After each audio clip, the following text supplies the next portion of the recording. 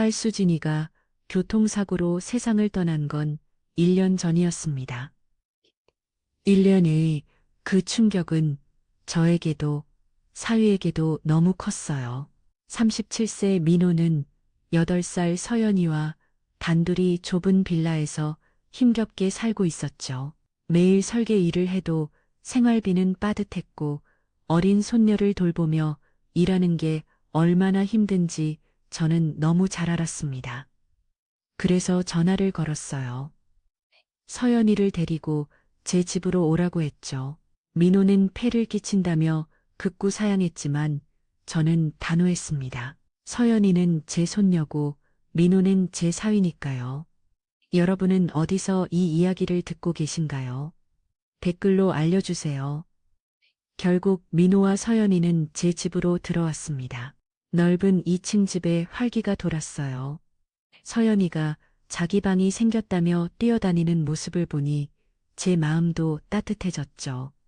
첫날 저녁, 저는 정성껏 밥상을 차렸습니다. 된장찌개, 불고기, 각종 나물 반찬들. 민호는 그 밥상을 보고 깜짝 놀란 표정을 지었어요. 오랜만에 맡아보는 집밥 냄새였을 겁니다. 서연이가 맛있게 먹는 모습을 보며 저도 미소를 지었죠. 그런데 그때 민호의 얼굴에서 뭔가 다른 감정을 읽었습니다. 그리움, 슬픔, 그리고 외로움. 그는 고개를 숙이고 묵묵히 밥을 떴어요. 저는 그에게 괜찮냐고 물었습니다. 민호는 그냥 맛있어서 그렇다고 얼버무렸지만 저는 그의 표정에서 깊은 슬픔을 읽을 수 있었죠. 그날 밤 잠자리에 들면서도 마음이 복잡했습니다. 이 젊은 남자가 앞으로 어떻게 살아갈지, 저는 정말 도움이 될 수 있을지 생각했어요. 다음 날부터 민호는 다시 출근을 시작했습니다. 저는 서연이를 학교에 보내고 집안일을 하며 지냈죠. 민호가 퇴근하면 따뜻한 저녁상이 차려져 있었어요. 편안함과 불편함이 공존하는 기묘한 동거 생활이었습니다. 저는 매일 밤 생각했어요. 과연 이 생활이 옳은 걸까? 언제까지 이렇게 지낼 수 있을까? 달 수 없는 감정들이 제 마음을 복잡하게 만들었습니다. 당신도 그렇지 않을까요? 때로는 마음이 이끄는 대로 가는 것이 편안할 때가 있으니까요. 하지만 이 평범한 동거가 얼마나 큰 파장을 불러올지 저는 그때 꿈에도 생각하지 못했습니다. 일주일쯤 지난 어느 토요일 오전이었어요. 서연이는 친구 집에서 하룻밤 자기로 했고 민호는 드물게 늦잠을 자고 있었죠. 저는 1층에서 집안일을 하고 있었습니다. 일설엔 귀찬부실에서 샤워하는 물소리가 들렸어요. 민호가 샤워를 하고 있다는 걸 알았죠. 그런데 갑자기 수건이 생각났습니다. 2층 욕실에 수건을 충분히 놓지 않았던 것 같았어요. 저는 깨끗한 수건을 들고 2층으로 올라갔습니다. 욕실 문 앞에 섰을 때 물소리가 멈췄어요. 저는 조심스럽게 문을 살짝 열었습니다. 수건을 안에 넣어 주려고요. 그런데 그 순간 제 눈은 믿을 수 없는 광경을 목격했습니다. 민호가 수건으로 몸을 닦고 있었어요. 그의 탄탄한 몸매가 드러나 있었죠. 미르스장을 다니는 덕분인지 근육이 선명했습니다. 하지만 제 시선을 사로잡은 건 그게 아니었어요. 수건으로 가렸지만 그 아래 윤곽이 너무나 뚜렷하게 드러나 있었습니다. 세상에, 저는 숨을 멈췄습니다. 그렇게 큰 걸 저는 본 적이 없었어요. 7년 전 남편이 돌아가시기 전까지도 그런 건 본 적이 없었죠. 제 손이 떨리기 시작했습니다. 심장이 미친 듯이 뛰었어요. 그때 민호가 몸을 돌리더니 저와 눈이 마주쳤습니다. 그의 눈이 휘둥그레졌어요. 저도 얼어붙었죠. 몇 초가 영원처럼 느껴졌습니다. 샤워기 물소리만이 욕실 안을 채웠어요.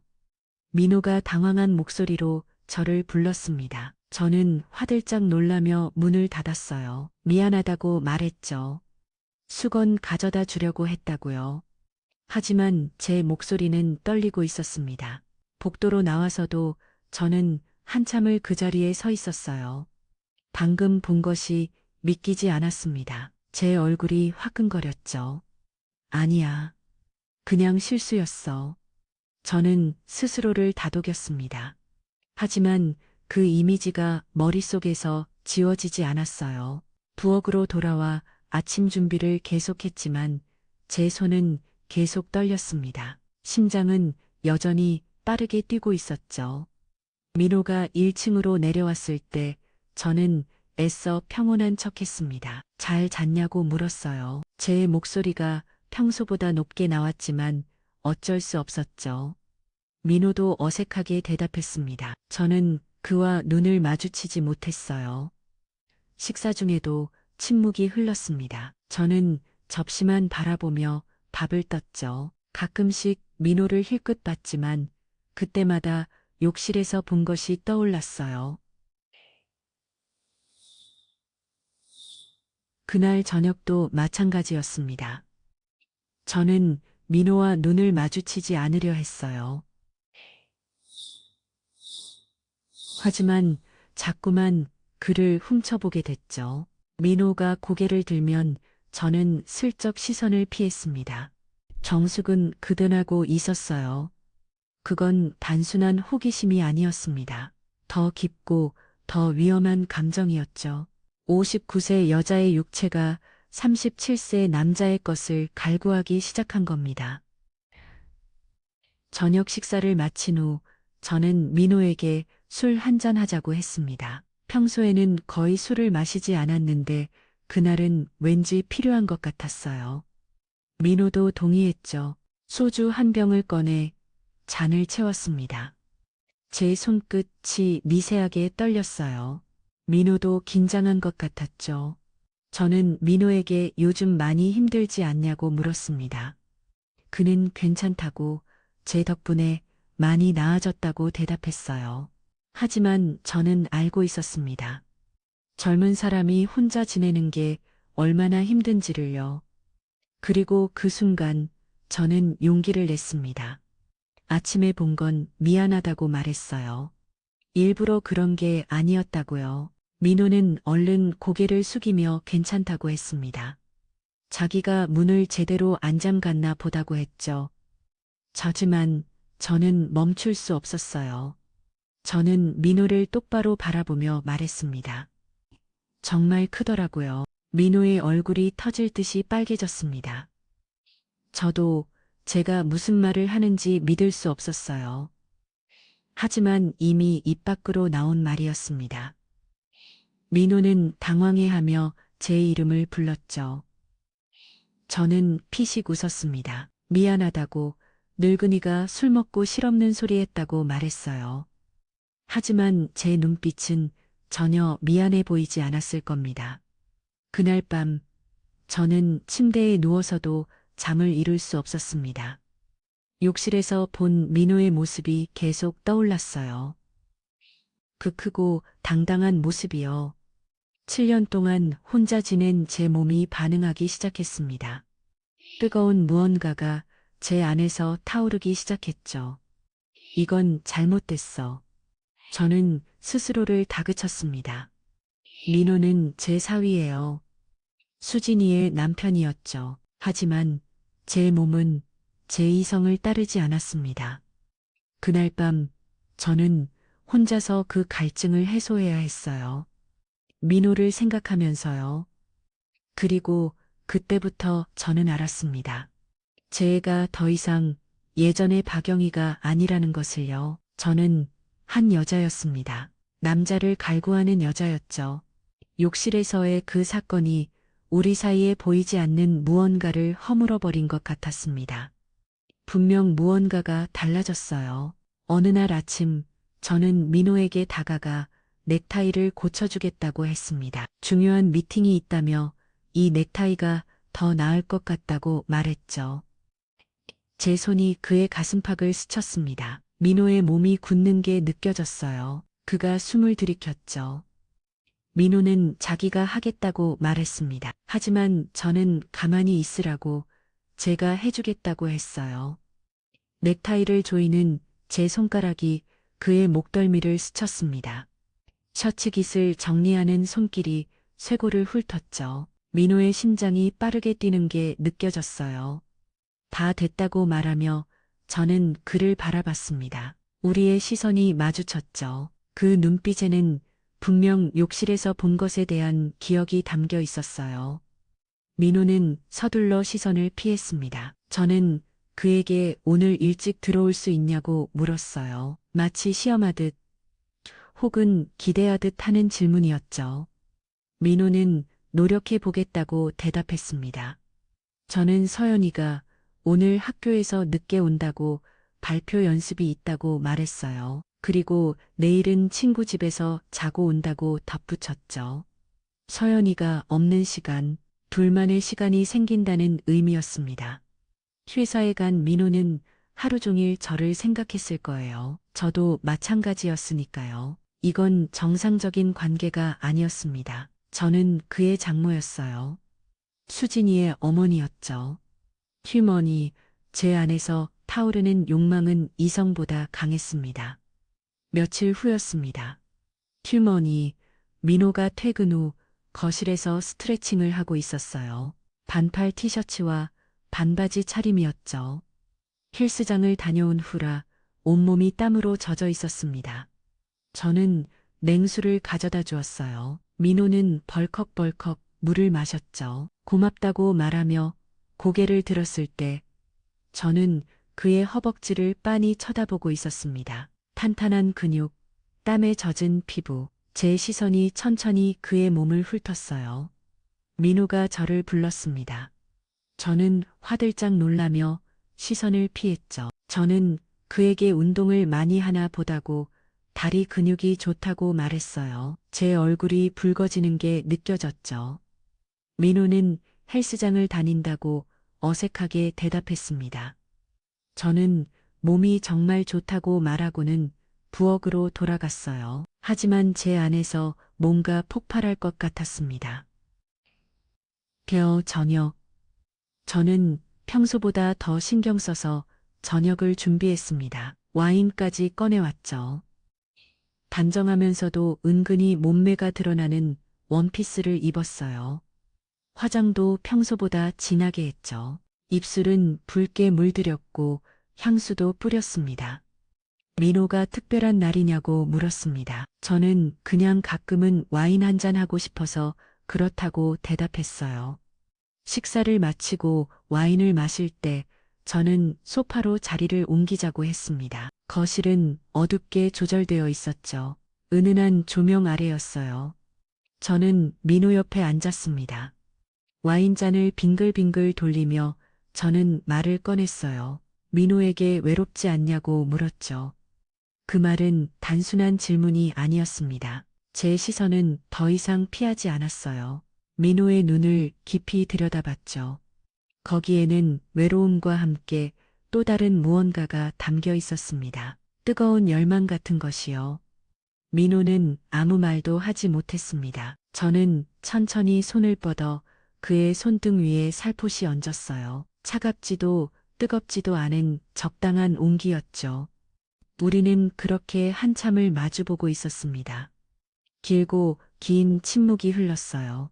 결국 저는 시간이 많이 늦었다며 자러 가자고 했습니다. 제 손은 그의 손등 위에서 미끄러지듯 떨어졌죠. 민호도 간신히 대답했습니다. 그날 밤 저는 혼자 침대에 누워 있었어요. 하지만 잠이 오지 않았습니다. 제 손이 천천히 아래로 내려갔어요. 민호를 생각하며 저는 제 갈증을 해소했죠. 그의 이름을 작게 속삭이며 저는 신음했습니다. 얼마나 큰지, 얼마나 궁금한지 계속 생각했어요. 그날 밤 저는 알았습니다. 이제 더 이상 참을 수 없다는 것을요. 그로부터 며칠이 흘렀습니다. 우리의 관계는 겉으로는 평온해 보였어요. 하지만 이미 우리 사이에 놓인 보이지 않는 선은 예전과 달랐죠. 저는 여전히 아침마다 민호의 넥타이를 고쳐주었습니다. 하지만 이제는 그 손길이 더 오래 머물렀어요. 더 많이 그의 몸에 닿았죠. 민호도 느끼고 있었을 겁니다. 제 손길의 의미를요. 어느 날 밤 저는 잠에서 깼습니다. 목이 말랐어요. 층으로 내려가려다가 2층 복도를 지나갔죠. 저근에 저는 걸음을 멈췄어요. 문틈 사이로 희미한 불빛이 새어나오고 있었습니다. 그리고 들렸죠. 민호의 신음소리가요. 저는 숨을 죽였습니다. 심장이 미친 듯이 뛰기 시작했어요. 그때 제 이름이 들렸습니다. 민호가 제 이름을 부르고 있었어요. 영희 씨, 장모님, 저는 그 자리에서 얼어붙었습니다. 온몸에 털이 곤두섰죠. 민호가 혼자서 저를 생각하며 자신의 욕망을 토해내고 있었던 겁니다. 저는 황급히 제 방으로 돌아갔어요. 침대에 몸을 던졌죠. 가슴이 미친 듯이 뛰었습니다. 민호도 저를 그렇게 생각하고 있었던 거예요. 제 몸도 반응하기 시작했습니다. 죄책감과 동시에 흥분이 밀려왔어요. 저는 다시 제 손을 아래로 내렸습니다. 민호를 생각하며 그가 제 이름을 부르던 그 목소리를 떠올리며 저도 갈증을 해소했죠. 그날 밤 저는 결심했습니다. 더 이상 참지 않기로요. 한 달쯤 그렇게 지났을 때였습니다. 제 언니 미숙이 불쑥 집에 찾아왔어요. 갑작스러운 방문에 저는 당황했죠. 하지만 애써 태연한 척하며 언니를 맞이했습니다. 저녁을 함께 먹으며 언니는 이런저런 이야기를 했어요. 서연이는 언니 품에 안겨 재롱을 부렸죠. 하지만 저는 불안했습니다. 언니의 날카로운 눈이 계속해서 저와 민호 사이를 오가는 게 느껴졌어요. 식사 도중 언니가 말했습니다. 제 표정이 예전이랑 다르다고, 뭔가 밝아졌다고, 좋은 일 있냐고 물었죠. 저는 그냥 민호와 서연이가 와서 집이 활기차서 그렇다고 대답했어요. 외롭지도 않다고 말했죠. 하지만 언니는 계속 말했습니다. 민호가 젊고 잘생겼다고요. 제 얼굴이 순간 붉어졌습니다. 언니는 또 말했어요. 제가 민호를 볼 때 눈빛이 이상하다고요. 저는 무슨 소리냐며 목소리를 높였습니다. 식사 후 언니가 저를 부엌으로 데려갔어요. 작은 목소리로 물었죠. 설마 민호한테 그런 감정이 있는 거 아니냐고요. 저는 무슨 소리냐고 방어적으로 대답했습니다. 하지만 언니는 다 봤다고 말했어요. 제가 민호를 볼 때 눈빛이 장모가 사위를 보는 눈빛이 아니라고요. 침묵이 흘렀습니다. 저는 알고 있다고 인정했어요. 제 목소리는 희미하고 죄책감으로 가득 차 있었죠. 언니가 단호하게 말했습니다. 정신 차리라고, 민호는 사위라고, 수진이 남편이었다고, 죽은 딸 생각해서라도 그러면 안 된다고요. 저는 아무 말도 하지 못했습니다. 언니의 경고는 분명했어요. 하지만 제 안에서 타오르는 욕망은 그보다 강했습니다. 언니가 돌아간 후 저는 혼자 거실에 앉아 있었어요. 과연 제가 이 감정을 멈출 수 있을까요? 아니면 이미 너무 늦은 걸까요? 당신이라면 어떻게 하셨을까요? 이 금지된 욕망을 포기할 수 있으셨을까요? 저는 알 수 없었습니다. 오직 민호를 향한 제 갈망만이 점점 더 커지고 있었으니까요. 민호는 일찍 퇴근했습니다. 서연이를 재우고 나서 저는 거실로 내려갔어요. 소파에 앉아 책을 보고 있었죠. 그때였습니다. 갑자갑 모든 불이 꺼졌어요. 칠흑 같은 어둠이 집안을 감쌌죠. 정전이었습니다. 저는 조심스럽게 움직여 촛불을 가져왔어요. 희미한 불빛이 거실을 비추기 시작했죠. 흔들리는 촛불 그림자가 거실 벽에 기묘하게 움직였습니다. 민호에게 소파에 앉으라고 했어요. 그가 제 옆에 앉았죠. 번개가 번쩍이고 천둥이 쳤습니다. 저는 더 이상 참을 수 없었어요. 민호에게 말했습니다. 제가 요즘 이상하다고요. 제 목소리가 떨렸죠. 자꾸 그가 생각난다고, 남자로 생각난다고 고백했어요. 민호의 심장이 쿵 내려앉는 게 느껴졌습니다. 저는 미안하다고 말했어요. 이러면 안 되는 거 안다고. 하지만 그날 욕실에서 본 후로 자꾸 생각난다고, 잊을 수가 없다고 말했죠. 제 손이 천천히 움직여 민호의 무릎 위에 올라갔습니다. 손은 작게 떨리고 있었지만 확고했어요. 민호가 안 된다고 말했습니다. 하지만 저는 알고 있다고, 그래도 이제 참을 수가 없다고 대답했어요. 제 손이 그의 허벅지를 쓰다듬기 시작했습니다. 손가락 끝이 그의 바지 위로 살짝 닿을 때마다 그의 몸이 떨렸어요. 저는 한 번만 보여달라고 했습니다. 제대로 보고 싶다고요. 민호의 몸이 굳었습니다. 그가 제 정신이냐고 물었죠. 저는 아니라고, 이미 제정신이 아니라고, 그 때문에 매일 밤 잠을 못 잔다고 대답했어요. 제 손이 그의 바지 위로 그곳을 어루만졌습니다. 이미 그의 몸도 반응하고 있었어요. 제 손길에 맞춰 뜨거운 감각이 느껴졌죠. 민호도 모르게 신음이 새어 나왔습니다. 저는 말했어요. 이미 커지고 있지 않냐고, 그도 원하고 있다고요. 맞았습니다. 그의 이성과는 별개로 그의 몸은 이미 제 손길을 갈구하고 있었으니까요. 민호가 다시 제 이름을 불렀습니다. 저는 한 번만이라고, 오늘 밤만이라고 간청했어요. 제 목소리는 절박했죠. 7년간의 외로움과 갈망이 고스란히 담겨 있었을 거예요. 민호는 더 이상 참지 못했습니다. 그가 정말 괜찮겠냐고 물었어요. 저는 그의 눈을 깊이 들여다봤습니다. 보고 싶다고, 그의 모든 걸 보고 싶다고 말했죠. 민호가 천천히 자리에서 일어나 벨트를 풀었습니다. 빗소리와 천둥 소리가 우리의 은밀한 순간을 덮어주었어요. 바지가 내려갔습니다. 촛불빛 아래 그의 것이 드러났어요. 세상에, 저는 눈이 휘둥그레졌습니다. 제 손이 떨렸죠. 욕실에서 봤을 때보다 훨씬 더 컸습니다. 이렇게 큰 걸 수진이는 어떻게 견뎠을까 싶었어요.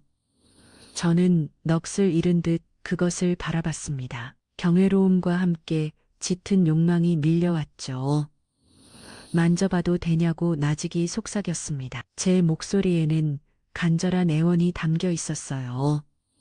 민호가 망설였습니다. 저는 제발 한 번만이라고 했죠. 제 손이 조심스럽게 다가갔습니다. 떨리는 손길이 그것을 감쌌을 때 온몸에 전율이 흘렀어요. 뜨겁고 단단했죠. 정말 뜨겁다고 중얼거렸습니다. 그리고 너무 크다고요. 제 손길이 천천히 움직이기 시작했어요. 위아래로 쓰다듬었죠. 민호가 신음을 참지 못했습니다. 그 소리를 듣는 순간 제 안에서 뭔가 폭발하는 것 같았어요. 저는 고개를 들어 민호를 바라봤습니다. 욕심이 생긴다고 말했죠. 민호가 숨을 들이켰습니다. 저는 이걸 느껴보고 싶다고, 제 안에서 느껴보고 싶다고 고백했어요. 민호의 이성은 완전히 무너졌습니다. 그가 정말 괜찮겠냐고 다시 물었죠. 저는 7년 동안 혼자였다고, 이제 참을 수가 없다고 대답했어요. 소파에 조심스럽게 누웠습니다. 떨리는 손으로 제 치마를 천천히 올렸어요. 제 허벅지가 드러나고 이내 은밀한 곳까지 드러났죠. 민호에게 와달라고 했습니다. 그가 제 위로 올라왔어요. 서로의 온기가 맞닿는 순간 저는 모든 이성을 잃었죠. 그의 것이 제 입구에 닿았을 때 저는 짧은 비명을 질렀습니다. 천천히 해달라고, 너무 커서 그렇다고 말했어요. 민호가 조심스럽게 움직였습니다.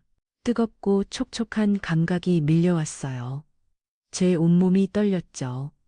민호가 제게 아프냐고 물었습니다. 저는 아니라고, 좋다고 계속하라고 대답했어요. 제 목소리가 떨렸지만 분명한 쾌락이 담겨 있었죠. 그날 밤 우리는 선을 넘었습니다. 어둠 속에서 세상의 모든 금기와 도덕을 초월한 관계를 시작했어요. 네, 저는 그의 것을 받아들이며 계속 신음했습니다. 너무 좋다고, 이렇게 꽉 차는 느낌은 처음이라고 말했죠.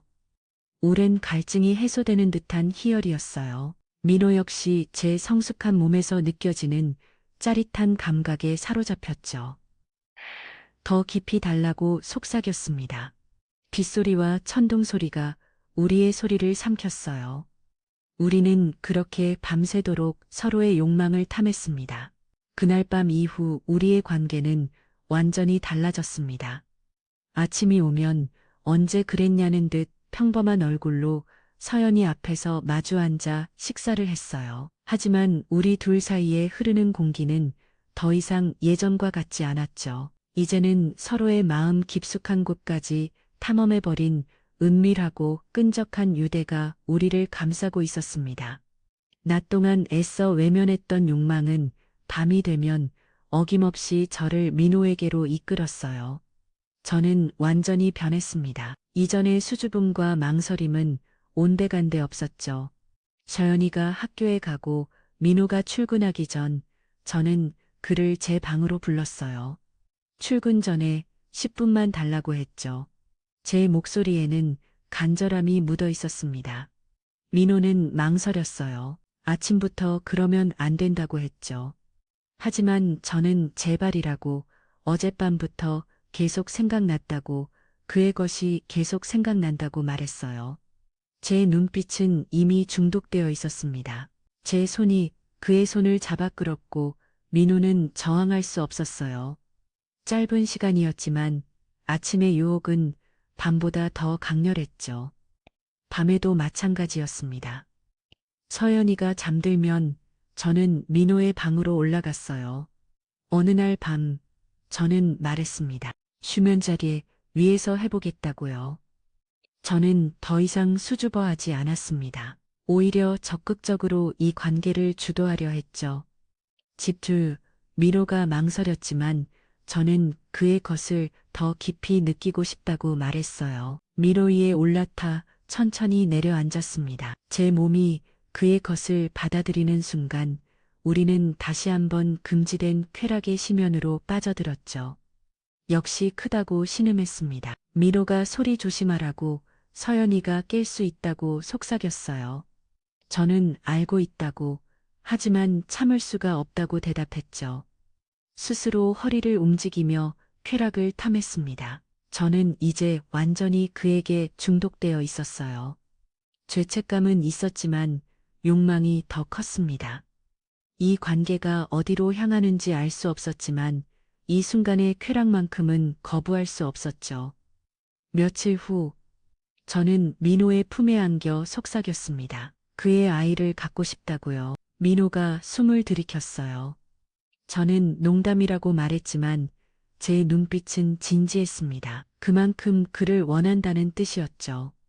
저는 이제 정말 민호를 제 남자로 받아들이고 있었어요. 그리고 민호 역시 저를 한 명의 여자로 깊이 사랑하고 있었습니다. 쉬면 세상의 시선 따위 신경 쓰지 않기로 했어요. 금단의 관계였지만 우리는 이 안에서 행복을 찾고 있었습니다. 언니 미숙의 경고는 그저 먼 메아리처럼 느껴질 뿐이었죠. 집이역의 이야기를 듣고 계신 여러분, 혹시 공감이 되시나요? 좋아요를 눌러주세요.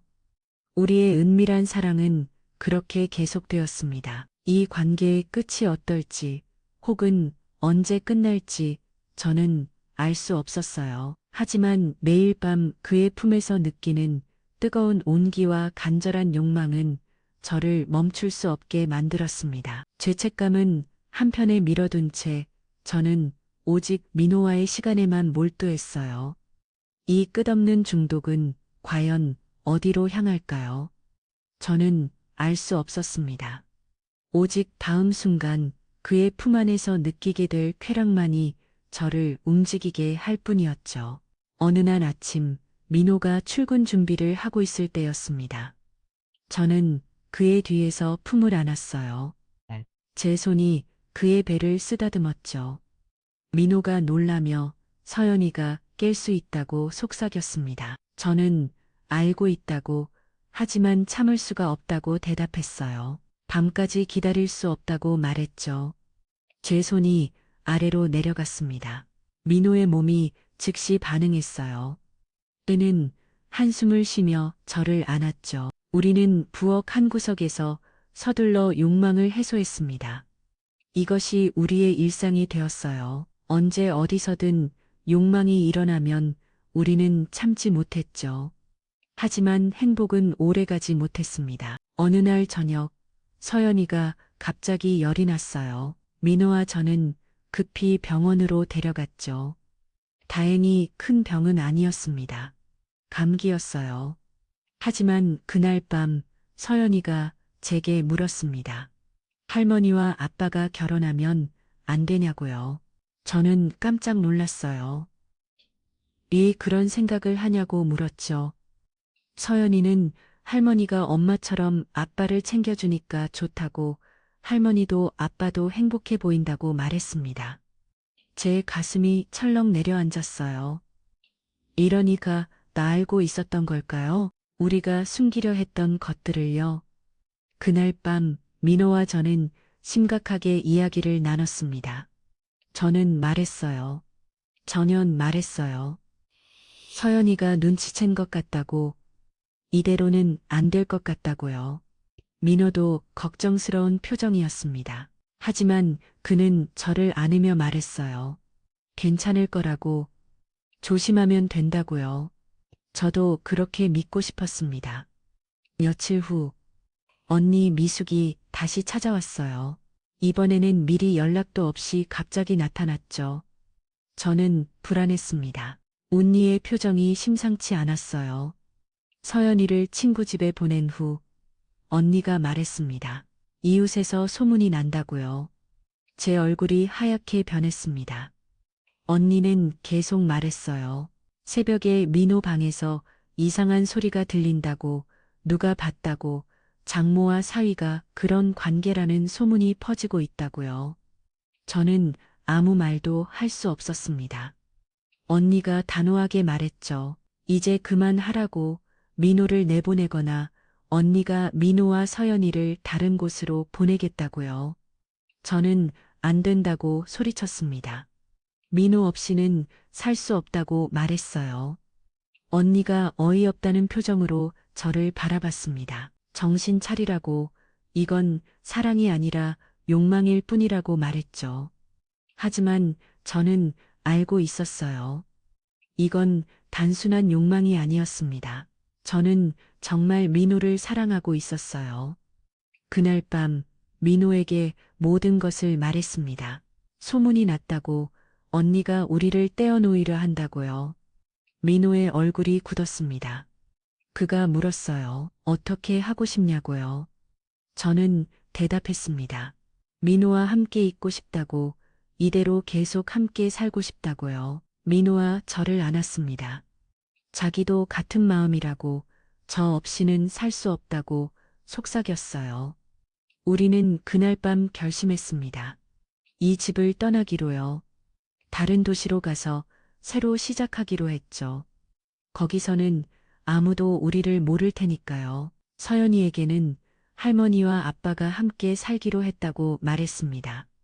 서연이는 기뻐하며 좋다고 했어요. 짐을 쌌습니다. 길지 않은 시간이었지만 이 집에서의 추억들이 떠올랐죠. 언니에게는 편지를 남겼습니다. 미안하다고, 하지만 행복하게 살겠다고 썼어요. 이력에 우리는 집을 떠났습니다. 민호가 운전하고 서연이는 뒷좌석에서 잠들어 있었죠. 저는 창밖을 바라보며 생각했습니다. 과연 우리가 잘하는 걸까요? 하지만 민호가 제 손을 잡았습니다. 따뜻한 온기가 전해졌어요. 괜찮을 거라고, 함께라면 무엇이든 할 수 있다고 그가 속삭였죠. 새로운 도시에 도착했습니다. 작은 아파트를 얻었어요. 거기서 우리는 새로운 삶을 시작했습니다. 민호는 새 직장을 구했고 저는 서연이를 돌보며 집안일을 했죠. 이웃들에게는 재혼한 부부라고 소개했습니다. 나이 차이가 많이 나지만 사랑해서 결혼했다고 말했어요. 사람들은 부러워했습니다. 저희 부부가 정말 사랑스럽다고 말했죠. 밤에는 여전히 뜨거운 사랑을 나눴습니다. 이제는 숨길 필요도 없었어요. 민호가 제 이름을 부르며 저를 안았습니다. 저도 그를 안으며 사랑한다고 속삭였죠. 59세와 37세, 장모와 사위였던 우리는 이제 한 쌍의 연인이었습니다. 죄책감은 여전히 있었어요. 수진이 생각이 날 때마다 미안한 마음이 들었죠. 하지만 저는 행복했습니다. 민호도 행복해 보였어요. 어느 날 밤, 민호가 제게 프러포즈를 했습니다. 정식으로 결혼하자고요. 저는 깜짝 놀랐습니다. 우리가 법적으로 결혼할 수는 없었거든요. 하지만 민호는 말했어요. 형식은 중요하지 않다고 마음으로 부부가 되면 된다고요. 저는 눈물을 흘리며 고개를 끄덕였습니다. 우리는 둘만의 작은 의식을 했어요. 서연이도 함께 했죠. 서연이가 말했습니다. 할머니가 이제 진짜 엄마가 됐다고 너무 기쁘다고요. 제 가슴이 뭉클했습니다. 그날 밤 민호와 저는 부부로서 첫날 밤을 보냈어요. 이전과는 다른 느낌이었죠. 더 깊고 더 진하고 더 사랑스러운 밤이었습니다. 민호가 속삭였어요. 사랑한다고 영원히 함께 하자고요. 저도 사랑한다고 대답했습니다. 우리의 삶은 평온했어요. 어느 날 저는 이상한 느낌을 받았습니다. 몸이 이상했거든요. 병원에 갔더니 의사가 말했습니다. 임신이라고요. 저는 믿을 수 없었어요. 59세의 임신이라니요. 의사는 드문 일이지만 가능하다고 말했죠. 폐경 전이었고 아직 가입력이 남아 있었나 보다고요. 집에 돌아와 민호에게 말했습니다. 민호의 얼굴이 환하게 밝아졌어요. 정말이냐고 믿을 수 없다고 기뻐했죠. 우리는 껴안으며 눈물을 흘렸습니다. 새로운 생명, 우리의 사랑의 결실이었어요. 서연이도 기뻐했습니다. 몽생이 생긴다며 신나했죠. 출산은 쉽지 않았습니다. 나이가 많아서 위험했거든요. 하지만 저는 무사히 아들을 낳았어요. 건강한 남자아이였죠. 민호가 아이를 안으며 울었습니다. 고맙다고 사랑한다고 속삭였어요. 저도 행복했습니다. 저도 행복했습니다. 저녀 59세 장모와 37세 사위로 시작된 우리의 이야기는 이렇게 새로운 가족으로 이어졌습니다. 세상 사람들은 우리를 이해하지 못할 거예요. 비난할지도 모르죠. 하지만 저는 후회하지 않습니다. 이것이 제 선택이었고 제 행복이었으니까요. 민호와 저는 여전히 사랑합니다. 밤마다 서로를 안으며 사랑을 확인하죠. 나이 차이, 과거의 관계, 그 모든 것을 넘어서 우리는 진정한 사랑을 찾았습니다. 당신은 우리의 사랑을 어떻게 생각하시나요? 도덕과 욕망, 사랑과 금기 사이에서 우리는 선택을 했습니다. 그리고 그 선택이 우리를 행복하게 만들었어요. 여러분도 댓글로 의견을 남겨주세요. 여러분이라면 어떤 선택을 하셨을까요?